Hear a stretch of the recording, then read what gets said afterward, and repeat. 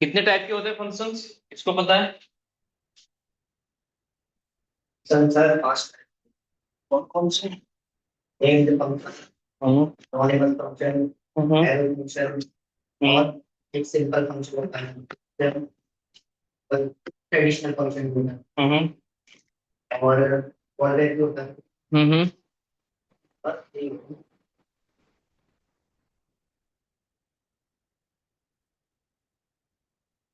सबसे पहले आता कौन सा, बेसिक फंक्शन।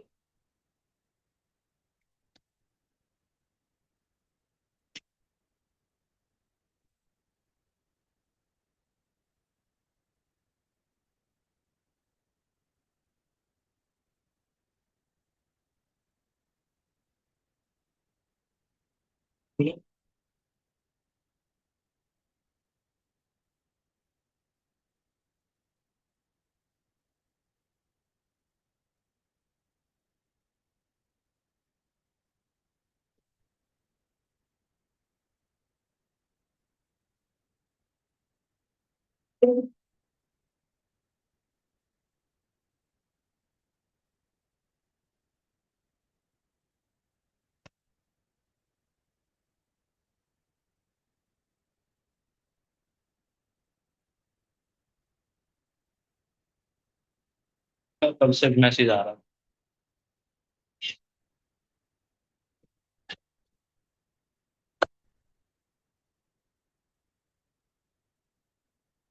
क्या क्यों हो रहा है?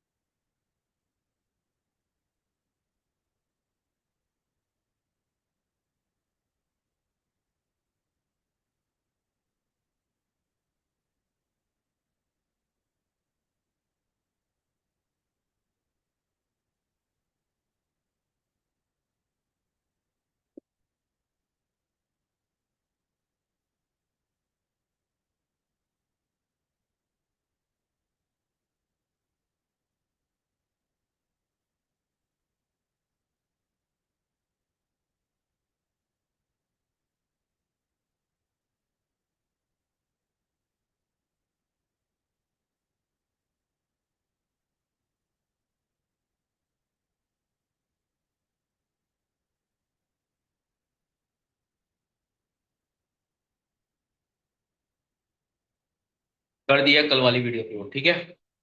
तो देर में डाउनलोड कर लेना, कुछ नहीं तो बाद में ग्रीन हो जाएगा तो डाउनलोड कर लेना। ठीक है। हम फंक्शन के, हाँ, जावास्क्रिप्ट वाली का भी लिंक कर रहा है। वीडियो के लिंक, ऐसा लिंक डाउनलोड करने का। ठीक है, तो एक बार मैसेज डाल देना मुझे, मैं लिंक उससे ग्रुप से निकाल के आपको दे दूँ। वैसे तो मैंने वो लिखा देखा जो वो तरीका गलत है एक बार हम्म। हाँ होता है ये सब, मैं भी भूल जाता था। तो सबसे पहला आता है बेसिक फंक्शन। तो बेसिक फंक्शन तो हमने कल पढ़ लिए थे, नेम्ड फंक्शन कहते हैं जिसे। अब उसके बाद आता है एरो फंक्शन। क्या आता है? Arrow function. एरो फंक्शन क्या है? फंक्शन का ही एक एडवांस फंक्शन होता है वो, ठीक है। उसमें क्या होता है, कुछ चीजें मॉडिफिकेशन करके, मतलब शॉर्ट फंक्शन बनाना, सिंगल लाइन में फंक्शन लिखना, उसके लिए यूज होता है आपका एरो। तो एरो फंक्शन से पहले हम सीखेंगे एक्सप्रेशन फंक्शन, तभी हम सीख पाएंगे। तो सबसे पहले एक्सप्रेशन फंक्शन किसको कहते हैं? जब हम किसी फंक्शन को, ध्यान से सुनना, जब हम किसी फंक्शन को कहाँ रखते हैं, किसी वेरिएबल के अंदर रखते हैं, तो वो हमारा एक एक्सप्रेशन फंक्शन कहलाता है। कैसे? मैंने लिखा यहाँ पर कौन एक सिंपल फंक्शन बना के दिखाता हूँ, जैसे ऐड टू वैल्यू। मैंने लिखा फंक्शन ऐड, अरे यार उससे पहले एक और फंक्शन समझना पड़ेगा तुम्हें, अनोमिनियस फंक्शन, जिस फंक्शन का नाम नहीं होता, ठीक है।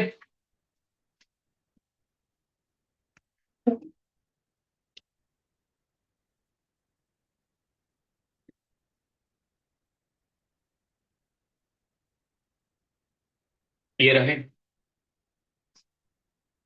अनोमिनियस फंक्शन का है। देखो एक तो ये रहा हमारा फंक्शन, ये है फंक्शन एक्सप्रेशन। फंक्शन एक्सप्रेशन मतलब जब हम किसी फंक्शन को ना एक वेरिएबल में रखते हैं, तो यहाँ पर बताया भी हुआ है, पर फंक्शन आपका अनोमिनियस होना चाहिए। ठीक है, बाइनोमिनियस फंक्शन क्या है वो समझना है पहले तो।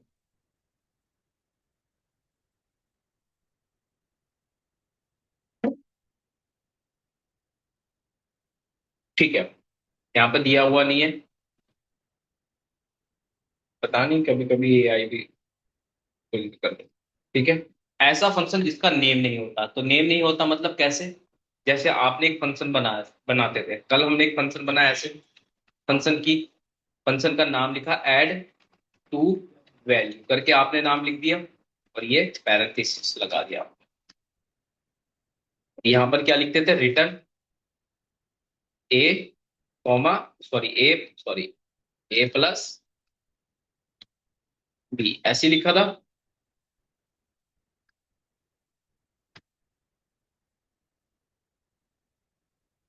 ऐसे लिखा था ना फंक्शन, और यहाँ पर ए कॉमा बी, हो गया। फिर इस फंक्शन को हमने कॉल भी कराया था इसी तरीके से, मैंने लिखा कॉन्स्ट और एक्स लिख दिया, और यहाँ पर इस तरीके से पास करा दिया, और इसके अंदर वैल्यू भेज देता हूँ 5 कॉमा कुछ भी कर देते 7। एक्स को हम क्या करा देते हैं, प्रिंट करा देते हैं कंसोल डॉट लॉग। यहाँ पर रिटर्न क्या करता है, वैल्यू को बाहर निकालता है किसके, फंक्शन के, जिसे हम कॉल करते हैं उसी को ही एक वैल्यू बना देता है, इसके अंदर वैल्यू जाएगी और इसके अंदर स्टोर हो जाएगी। सेव करा दो, सेव कराते ही आपकी जो वैल्यू है वो कहाँ चली जाएगी, बिल्कुल यहाँ पर आ जाएगी। तो राइट क्लिक करो, इंस्पेक्ट करो, ये फंक्शन। ठीक है, तो कल तो हमने ये सीखा था। ठीक है, कि हमने एक फंक्शन बनाया। अब अगर हम इस फंक्शन का नाम ही ना रखें, अगर हम इस फंक्शन को नाम ही ना दे, तो वो कहलाता है अनोमिनियस फंक्शन। तो मैंने इसको हटाया, फंक्शन नेम हट गया, ये तो कहीं है ही नहीं, तो फिर इसकी भी कोई वैल्यू नहीं रही, इसकी भी कोई वैल्यू नहीं रही। क्लियर? अब ये है अनोमिनियस फंक्शन। अनोमिनियस फंक्शन को हम किसी वेरिएबल में रख देते, मैंने इसको कट किया, यानी कॉपी करके कट कर दिया, हो गया। यहां पर लिखा मैंने कॉन्स्ट ऐड टू वैल्यू नाम से मैंने एक वेरिएबल बना दिया, और उस वेरिएबल में इस फंक्शन को ऐसे रख दिया। समझ आया? समझ आया सचिन, सागर?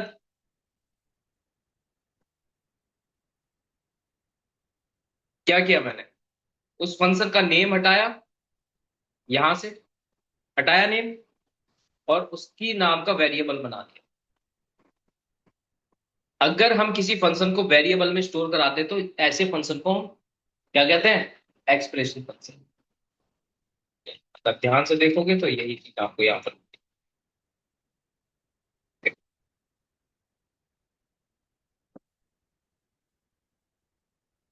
ठीक है।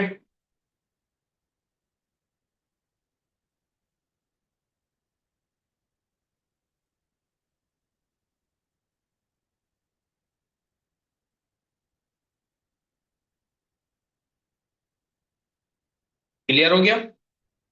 ठीक है, फंक्शन का कुछ नेम दे देंगे तो ऐसा नहीं है। नहीं यहाँ पर हमें नेम ही नहीं डाल सकते, देखो।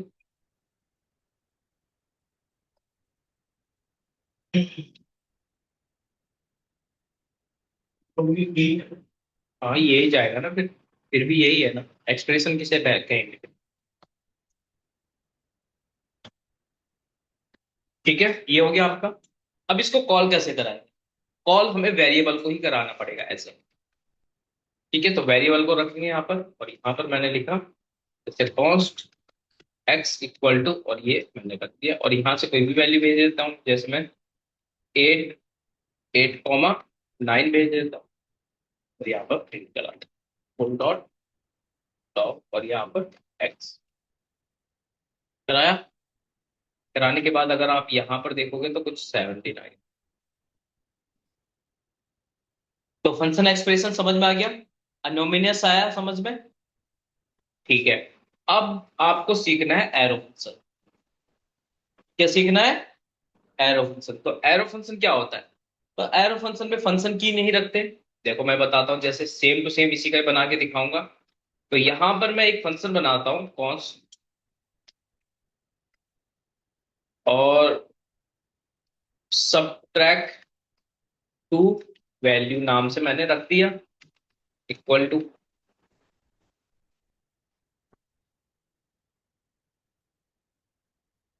कॉन्स। ठीक है। एरो फंक्शन कैसे बनता है? एरो फंक्शन बनाने के लिए हमें सिर्फ पैरेंथेसिस की जरूरत होती है। उसके बाद एक एरो बनाते हैं हम लोग, और ये कर लेते हैं।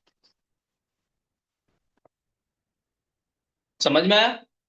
इसमें ना ही हम फंक्शन नेम देते हैं और ना ही फंक्शन की रखते। ठीक है। इसके बाद इसमें आर्गुमेंट लगा, पैरामीटर लगा देते हैं ए कॉमा बी, जैसे इसमें रखा है बिल्कुल। इसको भी इसी तरीके से रिटर्न कर सकते हैं हम, रिटर्न ए माइनस बी। और सेम चीज प्रोसेस हम रख सकते हैं यहां पर, कॉन्स्ट वाई इक्वल टू, इसको कॉल किया, और यहां पर 5 कॉमा 4। तो 5 में से 4 जाएगा तो कितना बचेगा? 1 बचेगा। और इसको वाई को कंसोल करा ले।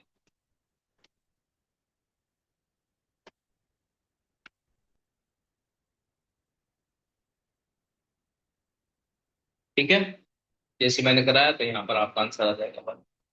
आगे ना 1, ऊपर वाला प्लस कर रहा है, नीचे वाला। जल्दी खींच लो फोटो, किसी को लेना है तो। अब एरो फंक्शन में और भी चीजें बतानी है आपको।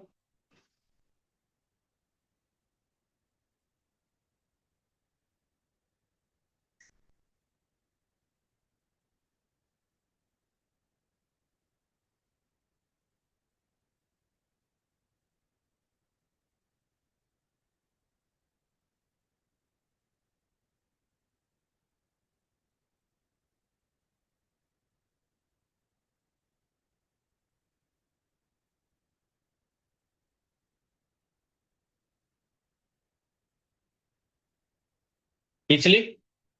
ठीक है। अब ध्यान से समझना।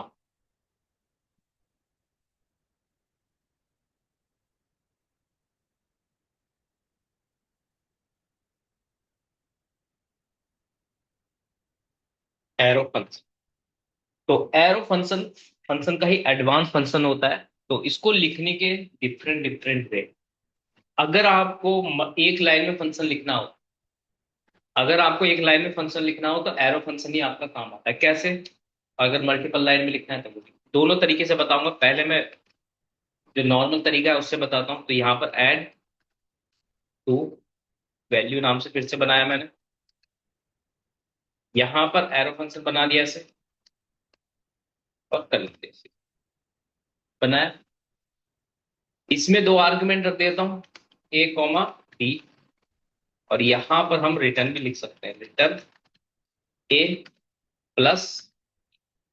क्लियर हो गया? तो ये एरो फंक्शन बन के तैयार है। इसके अंदर बहुत से काम कर सकते हैं हम। सिर्फ अभी ए प्लस बी करके बार बार इसलिए बता रहा हूं ताकि एक चीज दिमाग में बैठ जाए कि पहले ये तो आए। ठीक है। बाद में फंक्शन के अंदर बहुत बड़े बड़े लॉजिक लगते हैं। ठीक है। इतना हो गया। अब इस फंक्शन को किसी वेरिएबल में रख लो। मैंने लिखा कॉन्स्ट, एक्स नाम के वेरिएबल में रखा और इसको पास करा दिया, और यहां लाके मैंने 5 कॉमा 3 कर दिया। 5 इसमें जाएगा, इसमें जाएगा, वैल्यू रिटर्न कर देगा। तो एक्स में वैल्यू चली गई, और यहाँ पर कंसोल डॉट लॉग सेव कराया। सेव कराते ही आपका आंसर यहाँ पर आ जाएगा 8। आ गया? नमस्ते। आ गया ना? अब आपको करना क्या है, देखो अगर आपको फंक्शन को एक लाइन में लिखना हो तो एक एरो फंक्शन ही ऐसा है जिसमें आपको ये सब रिटर्न लिखने की भी जरूरत नहीं है, एरो ये भी लगाने की जरूरत नहीं। आप क्या करो, सबसे पहले रिटर्न की हटा दो, कर्ली ब्रेसेस हटा दो यहां से, बस इतना लिखो। ये भी वही काम करने वाला है जो आपका पूरा फंक्शन कर रहा था। इस फाइल को सेव करो, देखो फाइल सेव नहीं है, कंट्रोल एस, फाइल सेव हो गई। 8 आ रहा आंसर। अब वैल्यू चेंज करो, मैं यहाँ पर वैल्यू चेंज कर देता हूँ, 13 लिख देता हूँ। लिखा, 18 आ गया आंसर। आ गया ना? तो इस तरीके से भी हम एक लाइन में अगर फंक्शन लिखना हो तो हम ऐसे भी लिख सकते हैं। तो ये होता है हमारा क्या, एरो फंक्शन। क्लियर हो गया? तो कौन कौन से फंक्शन क्लियर हुए? बेसिक फंक्शन हो गया तुम्हारा, या रेगुलर फंक्शन बोल सकते हो आप इसको। दूसरा एक्सप्रेशन फंक्शन, अनोमिनस फंक्शन और एरो फंक्शन। अब और बचा है लास्ट। अभी तो नया भी आ गया, जनरेट फंक्शन आ गया, देखेंगे बाद में। एक आता है इमीडिएटली इन्वॉक फंक्शन। ये क्या होता है? ये खुद ब खुद कॉल होता है ये फंक्शन। ये फंक्शन खुद ब खुद कॉल होता है। जैसे अगर आप यहां पर देखोगे तो ये आपका फंक्शन हो गया है। अब यहां पर ये एक्मा स्क्रिप्ट 15 और ये क्या है, ES6। ES6 का मतलब होता है एक्मा स्क्रिप्ट वर्जन 6 है। ठीक है, ये 2015 में आया था। जो ये वाला फंक्शन आया है 2015 में इंट्रोड्यूस हुआ है एरो फंक्शन जावास्क्रिप्ट के अंदर। उससे पहले नॉर्मल फंक्शन चलते थे। ठीक है, तो वही है, ये वर्जन बताता है एक्मा स्क्रिप्ट। उसके बाद यहां पर दिस कीवर्ड यूज नहीं कर सकते आप लोग। तो एरो फंक्शन में क्या यूज नहीं होती, दिस कीवर्ड यूज नहीं होती है। ठीक है,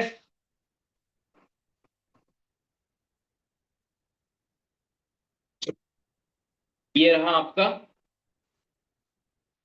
immediately invoke function expression. If ही करके बोल देते हैं। ठीक है, तो पहले बहुत चलता था ये। इस फंक्शन का काम क्या है, ये ऑटोमेटिक खुद ब खुद कॉल हो जाता है, उसी टाइम एग्जीक्यूट होता है। देखो यहाँ पर लिखा भी हुआ है, if he is a function expression that is execute immediately after it's defined. ठीक है, तो इसको लिखने का तरीका कैसे है, मतलब मैं बता देता हूँ, बहुत बेसिक तरीका है। आपने इसको हटाया, थोड़ा इसका नाम उठा लेते हैं, कॉपी कर लेते हैं यहाँ से।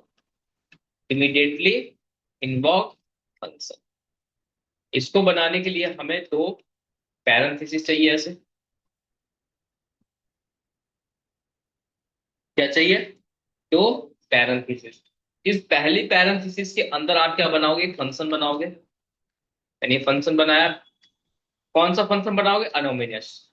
इस फंक्शन का नाम नहीं है। यहां पर लिखा मैंने कॉन्स्ट, तो यहां पर लिखा मैंने course equal to JavaScript. ठीक है, उसके बाद यहां पर कंसोल डॉट लॉग, और कोर्स को मैं यहां पर प्रिंट करा दे। ठीक है, अब देखो इसकी वजह से ये फंक्शन ऑटोमेटिक कॉल हो जाएगा। हो गया, जावास्क्रिप्ट 1 2 3 कर दो, ES6 कर दो, हो रहा है ना खुद ब खुद ऑटोमेटिक। तो ये खासियत होती है इमीडिएटली इन्वॉक फंक्शन। चलो नया फंक्शन आया, जनरेट फंक्शन। नहीं, ये मैंने देखा नहीं अभी इसके बारे में। अब ये सिंक्रोनस फंक्शन क्या होता है, सिंक्रोनस असिंक्रोनस हम प्रॉमिस के अंदर सीखेंगे। हम ऐसे नहीं सीख सकते, तो जब तक हमें प्रॉमिस नहीं आएगा तब तक हम नहीं सीख सकते। क्लियर हो गया? क्लियर हो गया यहां तक? हाँ जी, क्लियर। दास तुम्हें हो गया? चलो उसके बाद हम समझेंगे call back function. Call back function क्या होता है, कॉल बैक फंक्शन कौन बताएगा? ओके, इनके अंदर दूसरे पैदा बिल्कुल यही आपका कॉल बैक फंक्शन। मतलब कहने का क्या मतलब है, मेरे पास दो फंक्शन है। एक फंक्शन का नाम है डिस्प्ले, मतलब कहने का मतलब जो आंसर मिला भी एक फंक्शन के आर्गुमेंट में दूसरे फंक्शन को कॉल करते हैं तो उसे कॉल बैक कहते हैं। ठीक है, तो जैसे पहला फंक्शन है डिस्प्ले नाम का। ठीक है, और यहां पर इसमें पास करा दिया ए कॉमा बी, दो वैल्यू है, और इस फंक्शन को मैंने कॉल करा दिया। समझ आया? ये तो नॉर्मल एक पहला फंक्शन हो गया। दूसरा फंक्शन बनाते हैं।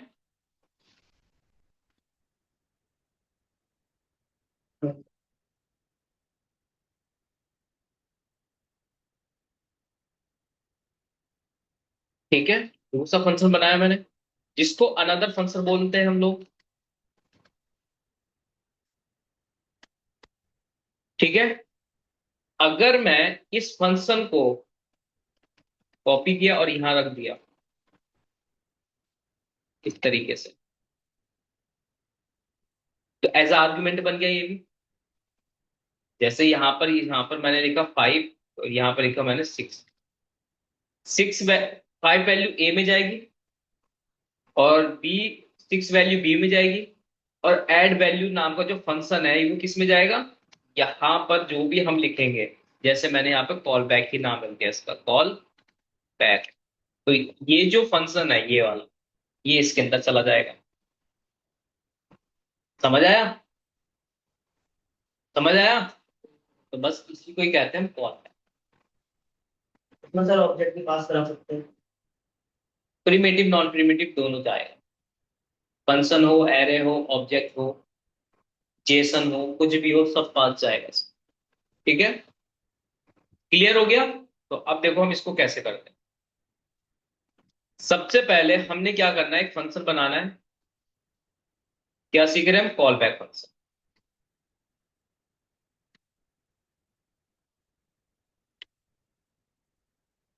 ठीक है, अब इस कॉल बैक फंक्शन में हम कैसे करने वाले हैं, तो सबसे पहले एक फंक्शन बनाएंगे। मैंने बनाया ये फंक्शन और इसका नाम रख लिया दिस।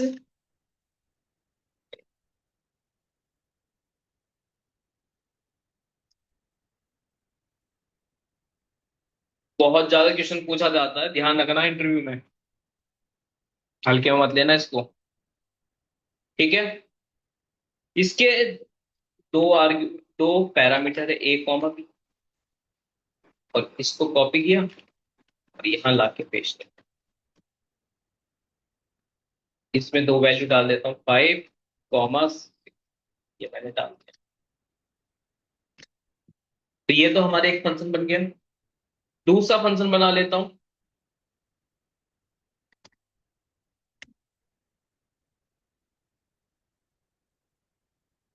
ऐड वैल्यू नाम से। अब इसका काम क्या है, इस फंक्शन का नाम दो वैल्यू को ऐड। तो इसमें मैंने जैसे वैल्यू दे दी एक, num1 num2, दो नंबर लेगा ये। यहां पर जो भी नंबर देगा उसको क्या कर देगा, ये प्लस कर देगा, तो num1 प्लस num2।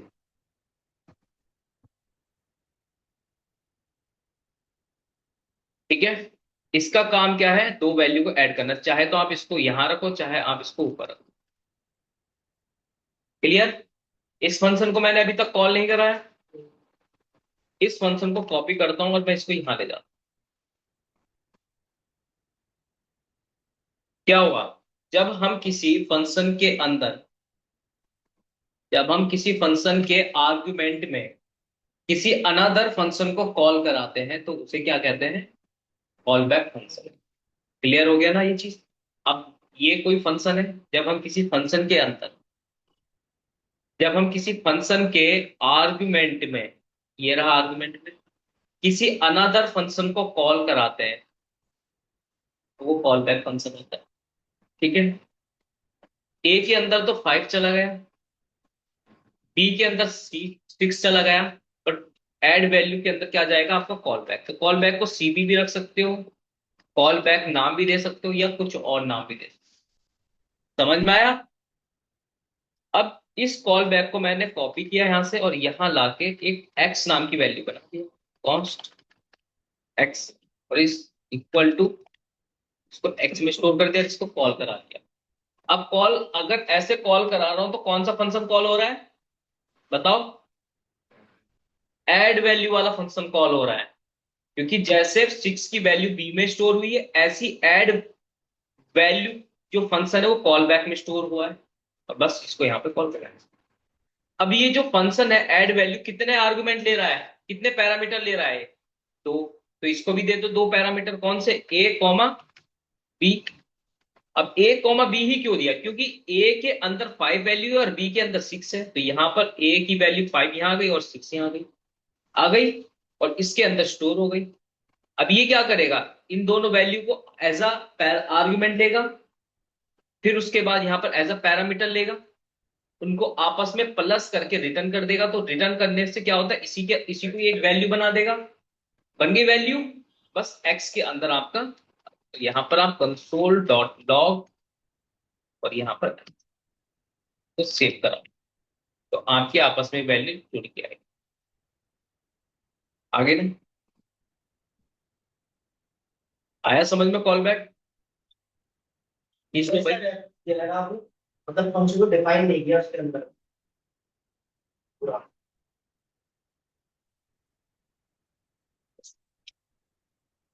आ गया। आ गया ना समझ में? फोटो लेनी है ले रही है, इसका एग्जाम्पल लिखवा भी लिया जाता है कॉल बैक का, और पूछ दिया भी जाता है। तो इसका एक एग्जाम्पल वो लिखो, डेफिनेशन छोटी सी, और उसके नीचे ये एग्जाम्पल बना लो, बस इसी को समझा देना। समझाना ही तो है ना कि कॉल बैक किसे कहते हैं, बस कितने अच्छे से चीज है, छोटी सी चीज है, एकदम बता दो।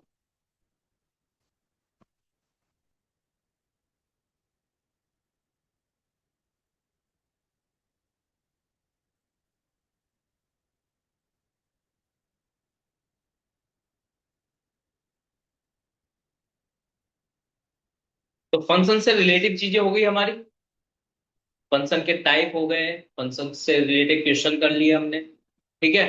अब इसके बाद नेक्स्ट टॉपिक है, यहाँ पर आओ।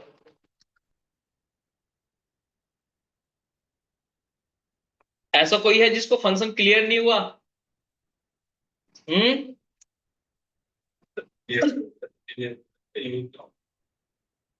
यूज कहाँ होता है? ये पंखा है, पंखा कैसे चलता है ये? ऑन ऑफ बटन से।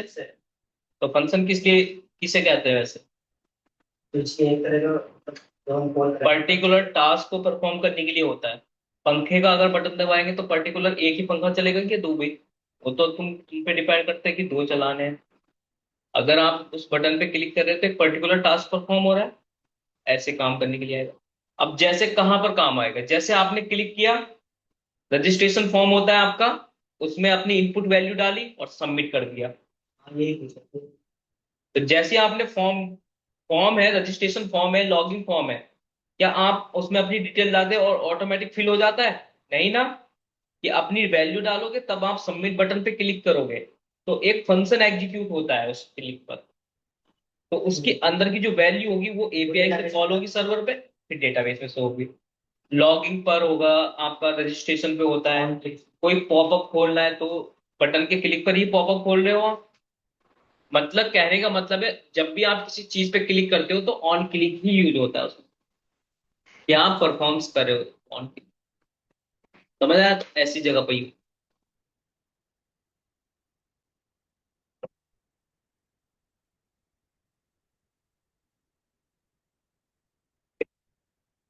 तो यहाँ पर देख सकते हो फंक्शन का क्या क्या काम है, ठीक है।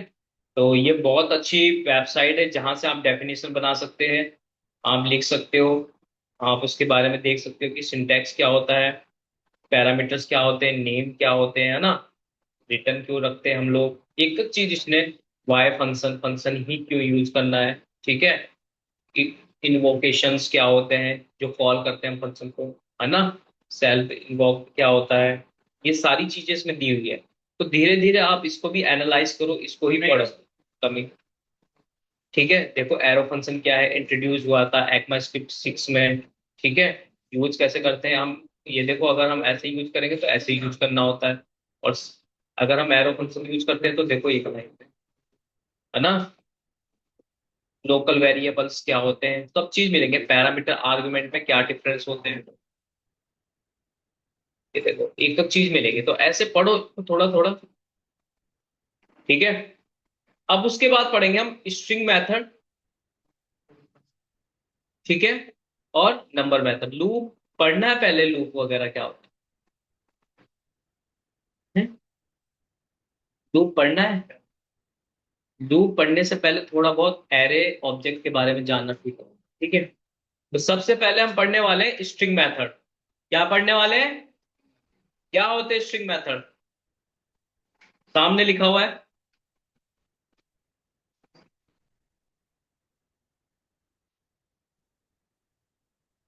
हम्म, जो टैक्स पर परफॉर्म करते हैं।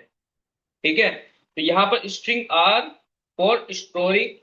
क्या स्टोर क्या करता है? टैक्स को स्टोर करता है बस। बिल्कुल, तो इसके बारे में यहाँ पर दिया हुआ है। चलो ये तो छोटी मोटी चीज है। सबसे पहले हम सीखने वाले स्ट्रिंग टेम्पलेट्स। तो देखो क्या होता है स्ट्रिंग टेम्पलेट, ध्यान से समझना। एक या तो इसका नाम है स्ट्रिंग टेम्पलेट या टेम्पलेट स्ट्रिंग। रिज्वाइन कर लेना सभी, क्लास एंड होने वाली है तो रिज्वाइन कर लेना zoom class. String template, template string या टेम्पलेट लिटरल, ये तीन चीज होते हैं जिन्हें हम सीखने वाले हैं। तो सबसे पहले आता है आपका बैकटिक।